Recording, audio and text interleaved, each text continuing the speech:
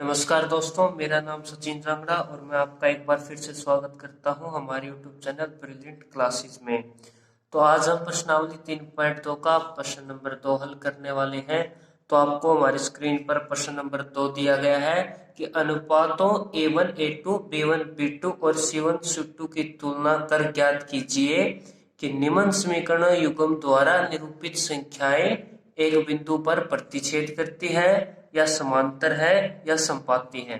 ठीक है। और आपको भाग नंबर 1 दिया है 5x माइनस 4y प्लस का 8 बराबर 0 और समीकरण नंबर 2 है 7x प्लस 6y माइनस का 9 बराबर 0। तो इसको सामने बताना है कि ये रेखा किसी बिंदु पर प्रतिच्छेद करती है, समांतर है या संपाती है। तो सबसे पहले रफ पेज पर हम फॉर्मूला ध्यान में रखते हैं। तो सब फॉर्मूला है कि जो भी आपके पास समीकरण दिया गया है 4x प्लस 3y ये मैं मानकर चलता हूँ बराबर 8 है और 6x प्लस का 4y बराबर में 12 आपको दिया गया है एक समीकरण। ये समीकरण नंबर 1 और ये समीकरण नंबर 2। तो क्या करते हैं, जो समीकरण नंबर 1 होता है शुरुआत वाली संख्या को a और इसको b और इसको c लेकर चलेंगे। उसी प्रकार समीकरण नंबर 2 के अंदर भी a b c रखेंगे। लेकिन जो समीकरण नंबर 1 होता है वहां पर 1 की फॉर्म होती है यानी a1 b1 c1 और जो समीकरण नंबर 2 होता है वहां पर a2 b2 और c2 लेकर हम चलते हैं। तो यहाँ पर कुछ फॉर्मूला जैसे यहाँ पर a1 बटा a2 बराबर b1 बटा c2 बराबर b1 बटा b2 c1 बटा c2 इस फॉर्म में हम लिखते हैं। अब इसने बोला है कि आपको प्रतिच्छेद समांतर या संपाती दर्शाना है। प्रतिच्छेद होती जब कोई भी ग्राफ के अंदर हमने एक समीकरण एक से एक रेखा खींची और जो दूसरे समीकरण से अगर इसको प्रतिच्छेद करती यानी कि कट कर जाती है किसी एक बिंदु पर, तो उसको बोलते हैं प्रतिच्छेद रेखा। अगर कोई दो रेखाएं बिना टच हुए यानी बिना छुए समांतर होती है, सीधी चली जाती है, तो उसको समांतर रेखाएं बोलते हैं। अगर कोई दो रेखाएं एक दूसरे के बिल्कुल ऊपर यानी ये पहली रेखा और दूसरी रेखा भी बिल्कुल इसके ऊपर है तो उसको हम संपाती रेखा बोलते हैं। ठीक है। तो हम इस प्रकार पता लगाएंगे कि वो प्रतिच्छेद है, समांतर है या फिर संपाती है, बिना ग्राफ का इस्तेमाल करें। तो अगर आपको a1 बटा a2 बराबर नहीं मिलता b1 बटा b2 के, ध्यान में रखें a1 बटा a2 बराबर नहीं मिलता b1 बटा b2 के, तो उस केस में आप कह सकते हैं कि जो ग्राफ के अंदर जो रेखा बनेगी वो प्रतिच्छेद रेखा कहलाएगी। ठीक है दोस्तों, प्रतिच्छेदक रेखा होगी। अगर आपको और हम साथ में कह सकते हैं कि अगर कोई भी रेखा प्रतिच्छेदक रेखा है तो उसका केवल एक हल होगा, यानी कि आप उसको अद्वितीय हल भी कह सकते हैं, केवल एक हल होगा। ठीक है। क्यों? क्योंकि ये दो रेखाएं एक दूसरे को कितने बिंदुओं पर प्रतिच्छेद करती हैं? केवल एक ही बिंदु पर प्रतिच्छेद करती हैं, इसलिए यहाँ पर केवल एक हल या फिर इसको अद्वितीय हल भी आप बोल सकते हैं। आगे देखते हैं कि अगर a1 बटा a2 बराबर है b1 बटा b2 के और वो भी बराबर है c1 बटा c2 के, यानी कि इस केस में तीनों अगर संख्याएं बराबर आती हैं तो वहां पर क्या होगा? संपाती कहलाएंगे दोस्तों, ये संपाती रेखाएं कहलाएंगी। और यहाँ पर क्या होगा? एक रेखा दूसरी रेखा के बिल्कुल ऊपर रहेगी, जैसे एक रेखा दूसरी रेखा के बिल्कुल ऊपर रहेगी, उसको संपाती रेखा। और वो कहाँ कैसे पता चलेगी?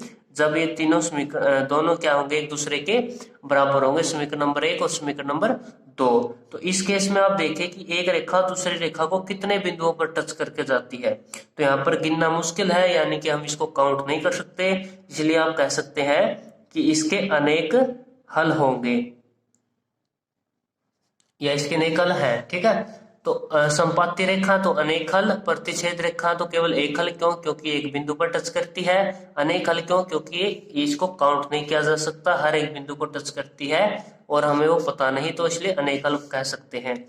अब तीसरा केस आता है दोस्तों, a1 बटा a2 अगर बराबर है b1 बटा b2 के, लेकिन वो बराबर नहीं होती c1 बटा c2 के। ऐसा समीकरण है जिसके दोनों चर यानी x और y वाला चर दोनों बराबर है, लेकिन अचर भाग इनके बराबर नहीं होता, तो वहां पर हम इसको समांतर रेखा भी कह सकते हैं कि जो ग्राफ बनेगा उसके अंदर वो रेखाएं समांतर रेखाएं बनेगी उस ग्राफ के अंदर।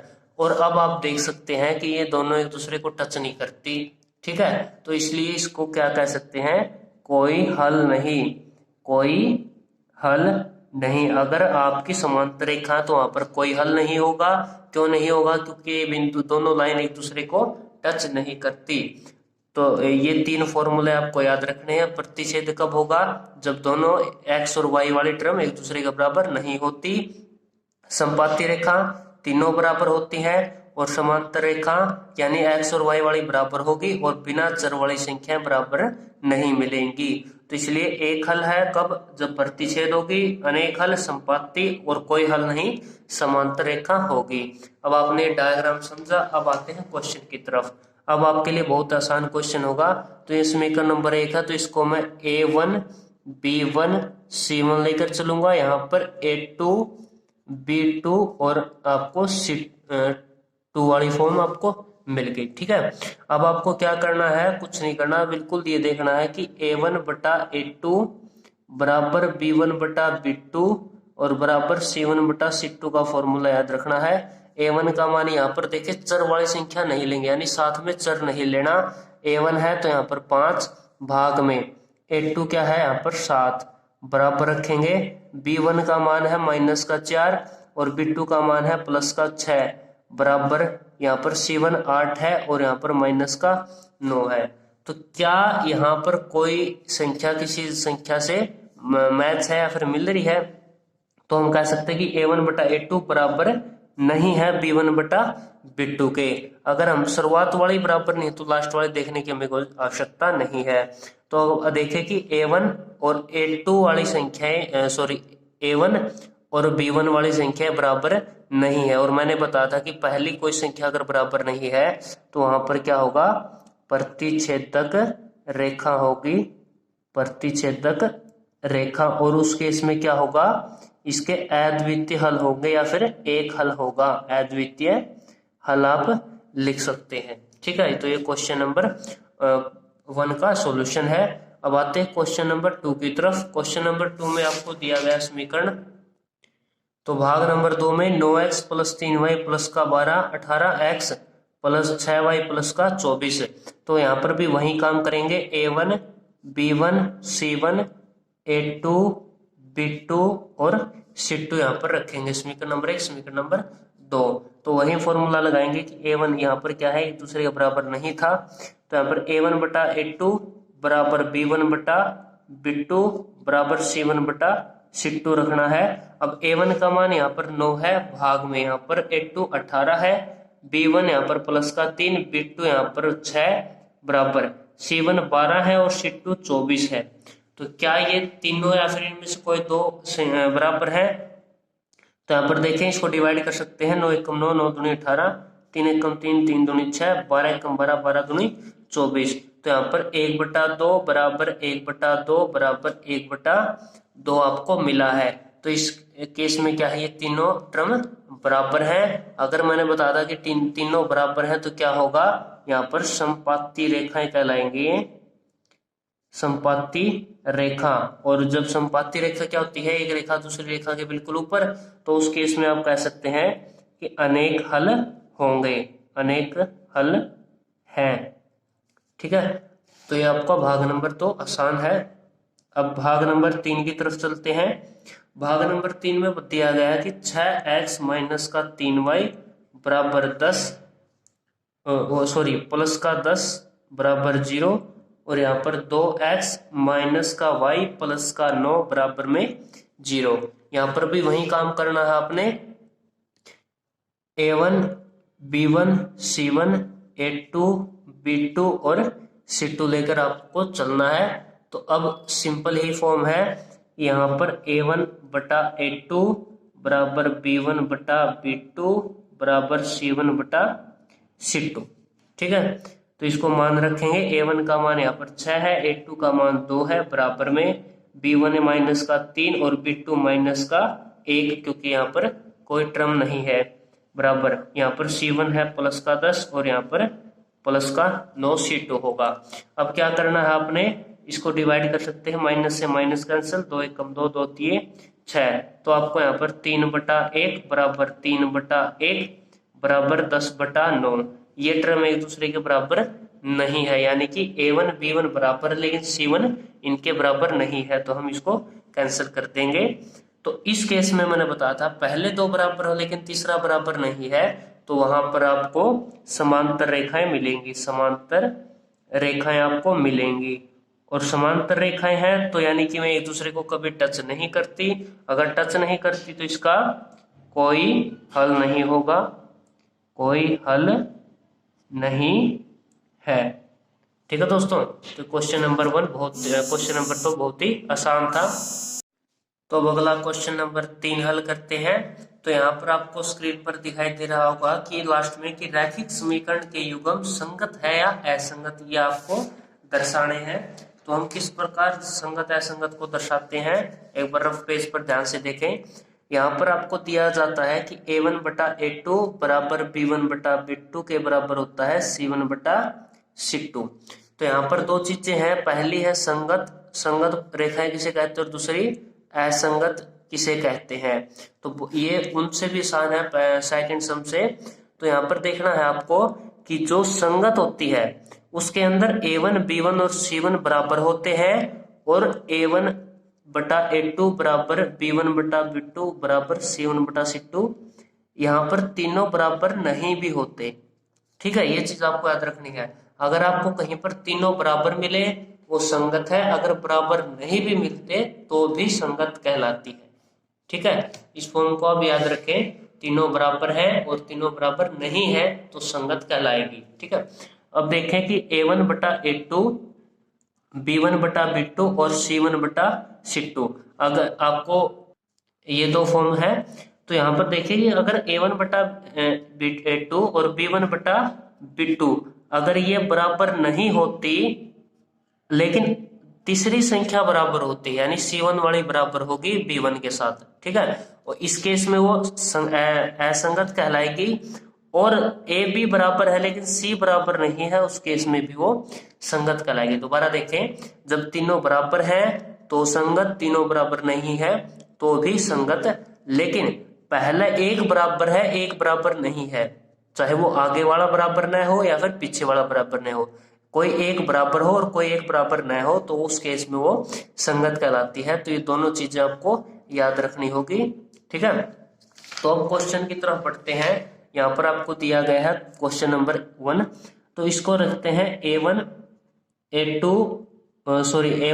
B1 और C1, A2 B2 और C2। अब इसको उसी फॉर्म में रखेंगे कि A1/A2 बराबर B1/B2 बराबर C1/C2। अब इसका मान रखते हैं यहाँ पर 3x भाग में यहाँ पर x या y नहीं रखते, बराबर यहाँ पर आपको B1 का मान 2 है, यहाँ पर माइनस का 3 है, बराबर यहाँ पर 5 और यहाँ पर आपको 7 मिला है। तो अब देखे ध्यान से कि जो ये फॉर्म है 3/2 क्या 2/3 के बराबर है? जी नहीं, बराबर नहीं है। क्या 2/-3 5/7 के बराबर है? जी बराबर नहीं है। तो क्या इनमें से कोई बराबर है? तो इसमें से कोई भी बराबर नहीं है, तो इस केस में आप इसको संगत कह सकते हैं। अगर तीनों बराबर होते तो संगत, नहीं है तो भी संगत होगा। ठीक है, तो भाग नंबर 2 को देखते हैं। तो भाग नंबर 2 में दिया है 2x - 3y बराबर 8, 4x - 6y बराबर 9। तो यहाँ पर A1 आपको 2 मिलेगा, भाग में B2 4 और माइनस का 3, यहाँ पर लिखेंगे माइनस का 6, और C1 8 है और C2 आपको 9 मिलेगा। तो यहाँ पर माइनस से माइनस कैंसिल, डिवाइड करके देखते हैं 1/2, और यहाँ पर डिवाइड किया तो 1/2, यानी कि 1/2 बराबर है 1/2 और बराबर है 8/9। क्या इसमें से कोई टर्म, यानी कि ये C1 बराबर आपको नहीं मिला, C1 यहाँ पर एक दूसरे के बराबर नहीं है, लेकिन पहले दोनों बराबर हैं। तो मैंने बताया था कोई एक बराबर हो या दूसरा बराबर नहीं हो तो उस केस में वो क्या कहलाएगा? असंगत कहलाएगा। तो ये क्या है? भाग नंबर 2 असंगत होगा। ठीक है, अब चलते हैं भाग नंबर 3 की तरफ। तो भाग नंबर 3 के अंदर समीकरण नंबर 2 आपको सही मिला है, लेकिन आपको समीकरण नंबर 1 को सही तरीके से बनाना होगा। यहाँ पर हम एलसीएम लेंगे इसका, समीकरण नंबर 1 का। तो एलसीएम लेने पर 3 दूनी 6, यहाँ पर 3 तिया 9x प्लस में 5 दूनी 10y बराबर में 7, और ये जो 6 है ये 6 उस तरफ जाने पर भाग गुणा में होगा। तो आपको जो समीकरण नंबर 1 मिला है वो है 9x प्लस 10y बराबर में प्लस का 42, और समीकरण नंबर 2 आपको पता है। तो इस केस में यहाँ पर a1 b1 c1 और यहाँ पर a2 b2 और c2 होगा। तो अब आपको क्या करना है, यहाँ पर a1 बटा a2 b1 बटा b2 बराबर c1 बटा c2 को रखकर चलना होगा। और अब इसका मान रखेंगे, a1 का मान यहाँ पर है 9, यहाँ पर भी 9 बराबर में यहाँ पर क्या है प्लस का 10 और नीचे है माइनस का 10, यहाँ पर है 42 और उस तरफ है 14।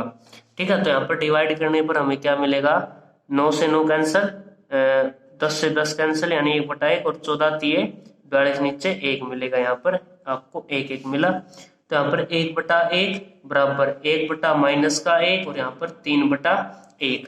तो क्या ये तीनों बराबर है? जी नहीं, इनमें से कोई भी संख्या एक दूसरे के बराबर नहीं है। तो अगर ये बराबर नहीं है तो क्या कहलाएगी, ये संगत भुजा कहलाएगी। तो हम यहाँ पर लिखेंगे कि ये जो उसमें भाग नंबर 3 हो संगत होगा। ठीक है, अब भाग नंबर 4 पर चलेंगे। तो यहाँ पर भाग नंबर 4 है, समीकरण नंबर 1 समीकरण नंबर 2, ये फॉर्मूला रखा और ये मैंने मान रख दिए a1 a2 b1 b2 और c1 c2। जब हम इसको डिवाइड करेंगे 5 एकम 5 5 दूनी 10, ऐसे 5 एकम 5 5 दूनी 10, 3 एकम 3 3 दूनी 6, 11 एकम 11 11 दूनी 22। तो यहाँ पर माइनस है तो माइनस का 1/2, यहाँ पर भी माइनस का 1/2 और यहाँ पर भी माइनस का 1/2। तीनों क्या है, टर्म सेम है, बराबर है। तो अगर बराबर है तो क्या कहलाएगा, वो संगत कहलाएगा। तो एक प्रश्न नंबर 4 क्या है, संगत है। अब प्रश्न नंबर 5 की तरफ चलते हैं। तो प्रश्न नंबर 4 के अंदर यहाँ पर समीकरण नंबर 2 एक सही समीकरण है, लेकिन यहाँ पर डिवाइड में दिया है। तो यहाँ पर इसका एलसीएम लेंगे, इसके नीचे 1 रखेंगे। एलसीएम आपको 3 एकम 3 4 एकम 4x प्लस में 3 दूनी 6y और बराबर में 8 तिया यानी कि 8 की गुणा 3 के साथ करेंगे तो यहाँ पर 24 मिलेगा, यानी कि 4x प्लस का 6y बराबर में 8 तिया 24। और यहाँ पर आपको a1 b1 c1 a2 b2 और c2 मिलेगा। अब इसको बराबर रखेंगे, जब बराबर रखने पर यहाँ पर a1 a2 बराबर b1 b2 बराबर c1 c2 रखना है।